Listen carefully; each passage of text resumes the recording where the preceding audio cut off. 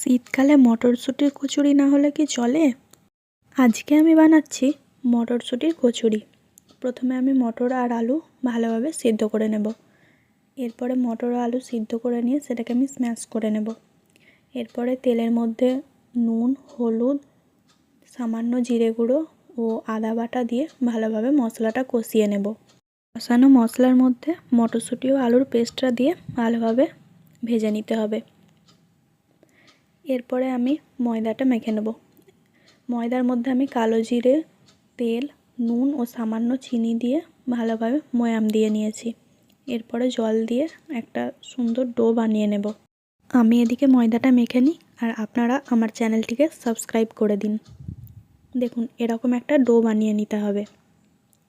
এরপরে আমি লেচি কেটে তার মধ্যে থেকে একটা লেচি নিয়ে একটা বাটি মতো করে তার মধ্যে যে মটরশুঁটির পুরটা আমি বানিয়ে রেখেছিলাম সেটা থেকে 1 চামচ দিয়ে ভালোভাবে মুড়ে নিতে হবে। এটা আমি মুড়েছি ওই কিছুটা মোমো যেরকম মুড়ে সেই স্টাইলে মুড়ে নিয়েছি, খুব তাড়াতাড়ি হয়ে যায়। এরপরে আমি একে একে বেলে নেব। এগুলো কিন্তু খুব হালকা হাতে বেলতে হবে, না হলেই ভিতর থেকে পুরটা বেরিয়ে যাবে। দেখুন কত সুন্দর পুরটা চারিদিকে ছড়িয়ে যাচ্ছে। তেল গরম করে নিয়ে মিডিয়াম টু লো হিটে আমি লুচিগুলোকে ভালোভাবে ভেজে নেব।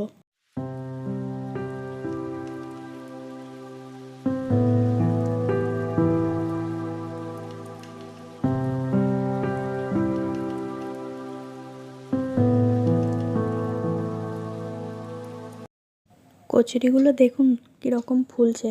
প্রত্যেকটা কচুরি কিন্তু এরকম সমানভাবেই ফুলেছিল।